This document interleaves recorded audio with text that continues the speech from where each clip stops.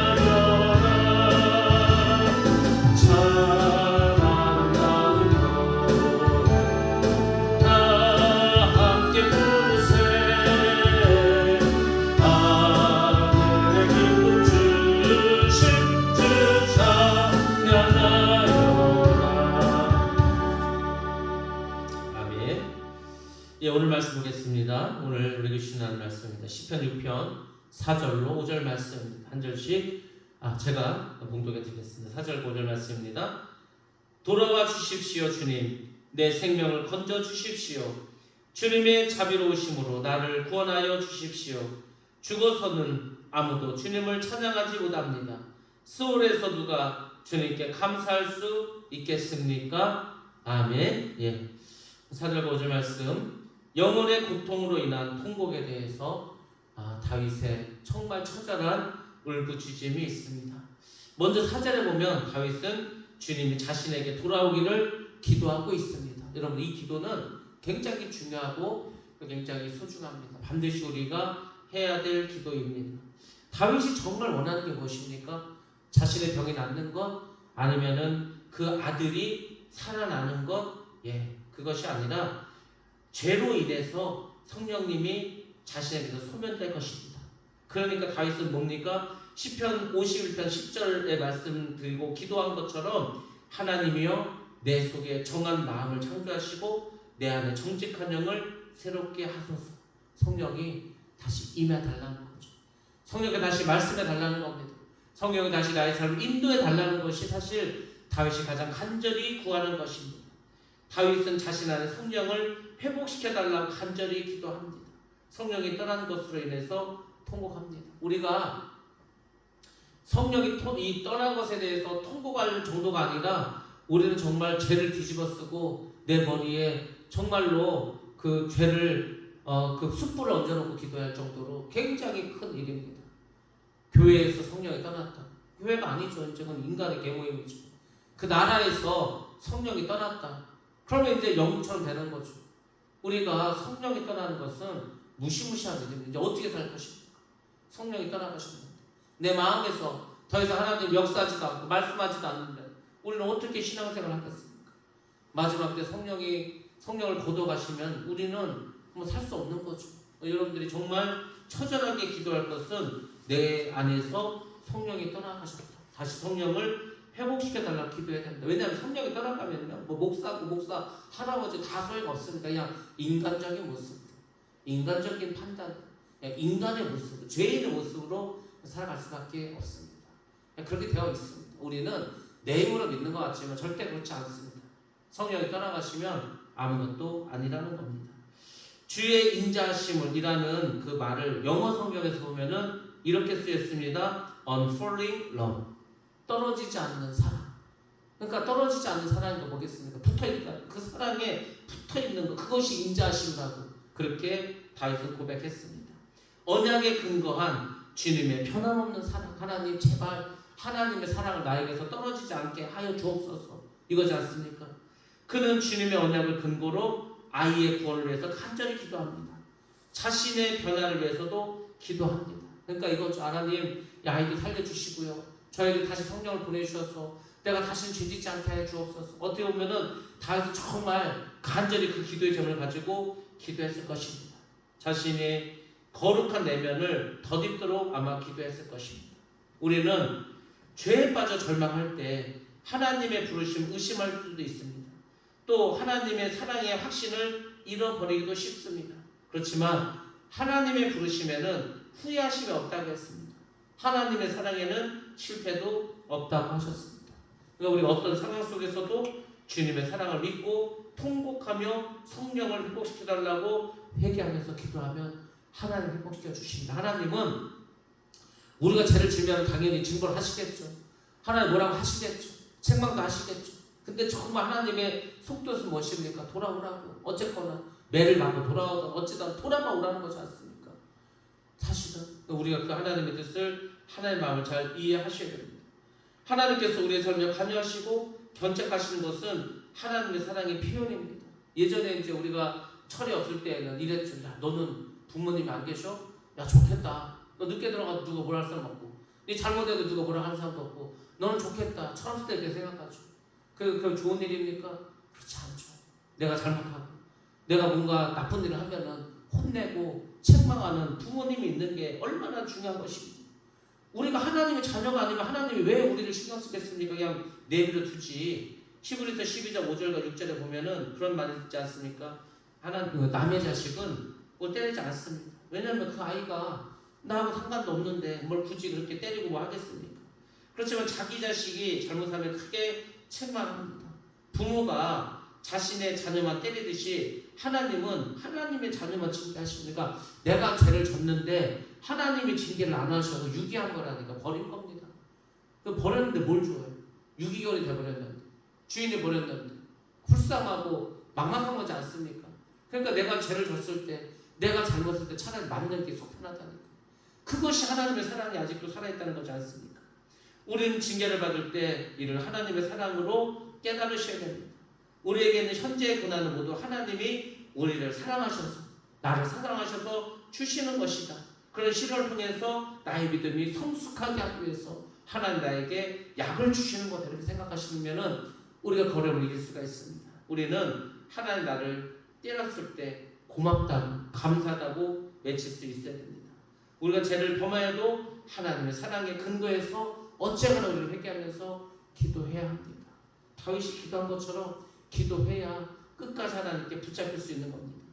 우리가 죄와 또 병과 고난 가운데 있을 때 사탄은 하나님의 사랑을 불신하도록 공격합니다. 여러분들, 사탄의 공격을 받아오셨습니까? 사탄은요 굉장히 끈질깁니다. 한번 공격했다고 포기하지 않습니다. 끝까지 그 사람이 하나님께 떨어질 수 있도록 끈질기게 공격합니다. 이제 우리가 공격을 받다 결국 이제 그 사람이 떨어지죠. 교회를 떠나고 하나님 떠나고 그렇게 되는 겁니다. 사탄 마귀가 한두 번 공격해서 떨어지는 게 아니라니까요. 끊임없이 공격을 해. 근데 자꾸 의심을 해. 자꾸 뭔가 원망을 하고 불평을 해. 결국 어느 순간 참다 더 이상 못 참는다고 나가버리죠. 그게 아니라니까요. 하나님은 우리로 하여금 이길 수 있는 힘을 주십니다. 사실은 회개할 수 있는 기회도 주십니다. 본인이 깨닫지 못해서 그렇죠. 우리가 하나님을 믿는다는 것은요, 이게 영적으로 볼 때는 엄청난 일입니다. 그 마귀의 그 엄청난 공격을 다 이기고서 믿는 거지 않습니까? 근데 우리가 믿음이 없어지면은 그 하나님의 사랑도 떠나고 결국 하나님에서 벗어나는 그런 우를 범하게 되는 겁니다. 그래서 우리가 하나님의 사랑의 근거에서 항상 우리는 기도할 수 있어야 합니다. 우리는 하나님, 예수 그리스도 안에 있는 하나님의 사랑을 확신함으로 공격을 막을 수가 있습니다. 그것이 로마서 8장에서 주신 말씀이지 않습니까? 위험이나 환난이나 질병이나 또 여러 가지 어떤 삶의 실패나 인간관계 어떤 관계의 실패나 영적인 삶의 실패, 심지어 사망에 이르다 하더라도 우리는 하나님의 절대적인 사랑을 믿고 기도해야 됩니다. 하나님 나에게 병을 주셨네. 하나님 나를 망하게 하셨네. 하나님 나를 죽게 하셨네. 하나님 사랑이 끊어진 겁니까? 죽음에 다 끊어진 겁니까? 수대만 하나님 사랑이 끊어져 죽었습니까? 그게 아니요. 하나님은요 죽음을 통해서라도 하나님의 사랑을 보이십니다. 그러니까 우리가 그걸 끝까지 믿어야 됩니다. 죽음이 와도 믿어야 돼요. 죽으면 하나님이 나를 사랑하는 것은 변치 않는다. 그 믿음이 없으면 흔들립니다. 우리의 믿음은 여러 가지로 흔들릴 수 있습니다.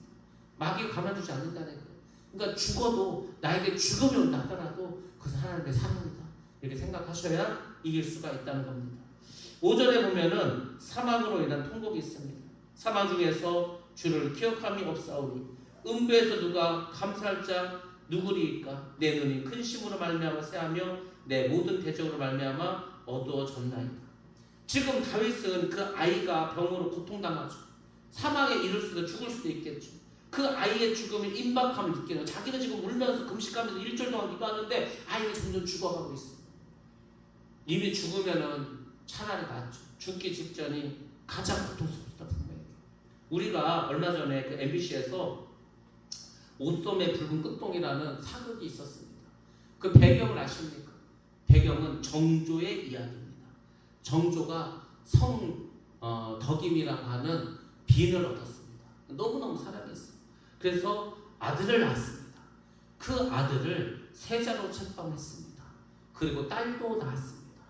근데 딸이 어린 나이에 죽습니다. 너무 고통스럽죠. 그리고 이 세자가 홍역에 걸려가지고 5살인데 죽어가. 그러니까 이제 정조가 세자가 죽어가니까 매일 가가지고 얼마나 막 그 아이를 낳고 막 하겠습니까? 근데 정작 엄마는 그 세자가 죽어가는데 세자한테 가지도 못해. 왜냐면 그때 셋째를 임신하고 있었습니다. 그러니까 아들이 죽어가는데 이 엄마는 그 아들에게 가보지도 못하고 그래 눈물만 흘리는 거죠. 결국은 그 세자가 죽고 맙니다. 얼마나 슬프겠습니까? 그때 이 성덕임이라고 하는 비는 이런 말을 합니다. 내 몸은 나의 것이 아니다. 내 몸은 나라의 것이다. 그러니까 나는 아들이 죽었다고 해서 함부로 슬퍼할 수가 없다는 거죠. 왜냐하면 지금 내가 또 다른 왕의 씨를 지금 품고 있는데 내가 슬퍼해서 내가 쇼크 일어나서 이 아이가 뱃속에 있는 아이가 죽으면 어떻게 해? 그래서요 그 사랑하는 딸이 어린 나이에 죽고 그 아들이 세자가 죽었는데도 슬퍼하지도 못해서 제대로 막 울고 통곡도 못했다니까요. 그 아픔과 그 슬픔을 속으로만 계속 쌓았습니다.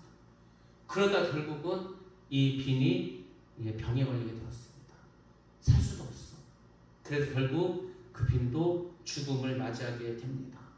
그 이야기를 하는 거죠. 자기의 몸은 나라의 것이 내가 마음대로 슬퍼할 수도 없어. 그런 말을 했다니까. 얼마나 참 비극적인 일입니까? 사람이 너무 참고 너무 스트레스를 안으로 쌓으면은요 죽는다니까요. 죽습니다. 그러니까 이 왕비는 자기가 이 슬픔을 차라리 슬픔을 표현했습니다. 통곡을 하고 울고 했으면은 죽진 않았을 거예요. 근데 그걸 삼켜야 돼. 그 어린 자녀들이 죽어갔을 때 얼마나 피눈물 났겠어요. 근데 울지도 못해 제대로. 또 가보지도 못해. 아들이 죽었는데 홍역에 걸렸는데 임신했는데 그 감기 오면 어떻게 해. 그러니까 이 가지도 못하. 그 젊은 30대 젊은 엄마가 뭐 어쨌거나 왕비를 하더라도 어쨌거나 엄마지 않습니까? 그가 그 슬픔을 안으로만 삼키다가 병이나 죽었다니까.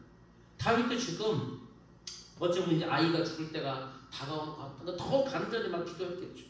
다윗은 어찌 보면은 아이와 자신을 동일시했을 겁니다. 그러니까 하나님께 정말 살려달라고 내가 하나님아 이 아이만 살려주면 내가 진짜 하나님 원하는 다 하겠다고 별 기도를 다 드리지 안 했겠습니까? 죽음 앞에서 통곡을 하면서 기도했을 겁니다. 사람이 죽으면 주님을 기억하지도 찬양하지도 못하지 않습니까? 그러니까 하나님 어쨌든 살려달라는 거. 살려줘야 이 아이가 살아야 하나님을 찬양하고 하나님께 감사하지 않겠냐고 막 그렇게 말하죠.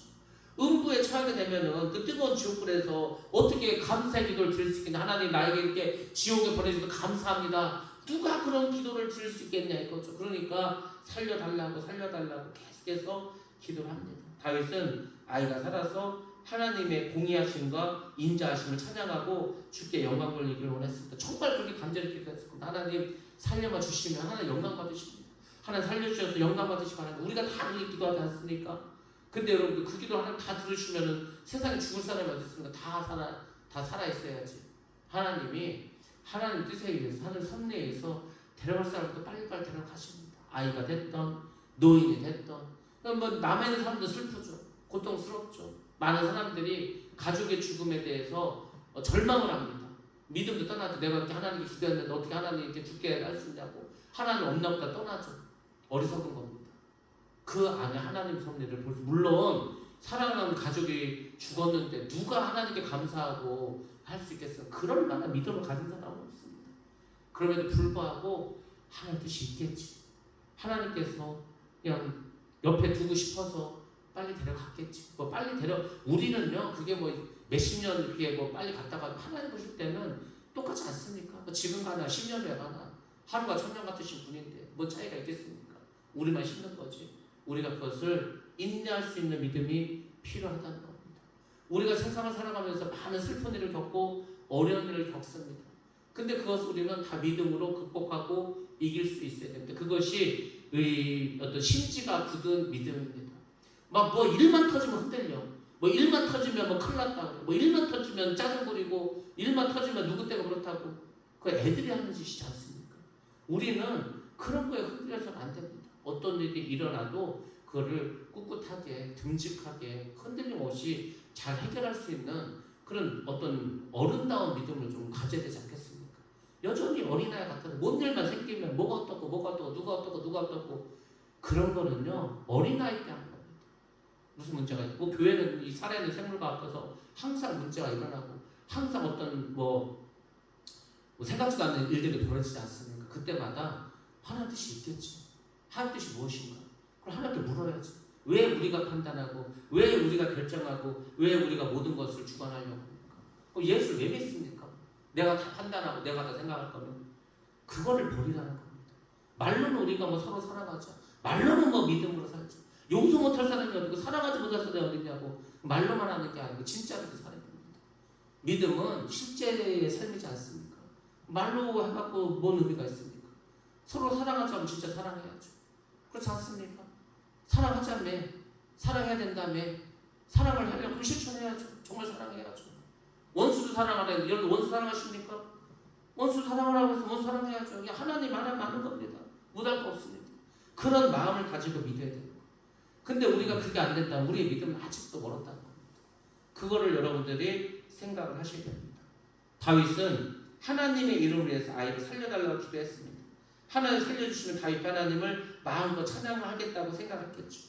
그래서 하나님 뜻은 그게 아니었다는 겁니다. 뭐 다 이 세상에 우리 뜻대로 되는 게 있습니까? 아닙니다. 우리 뜻대로 안 되는 게 훨씬 더 많습니다. 우리 뜻대로 안 돼도 뭐 힘들기만 합니까? 그렇지도 않습니다. 내가 원하는 것도 아니고 내가 바라는 것도 아닌데 어쨌거나 하나님 뜻인가 보다 하고 하나님께 맡겼더니 결국은 합력할 선을 이루시지 않습니까? 하나님은 그렇게 일하십니다.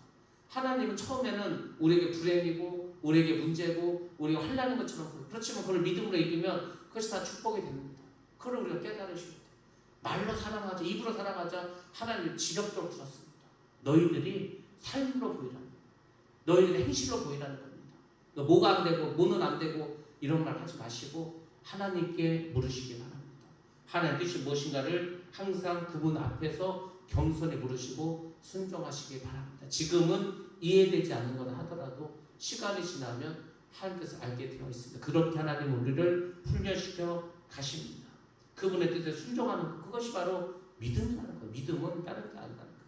하나님의 뜻은 우리의 뜻과 다르다 하지 않았습니까? 그 하나님의 뜻을 먼저 믿고 따르는 겁니다. 나의 생각보다. 여러분들이 그런 장성한 믿음을 가지셔야 됩니다.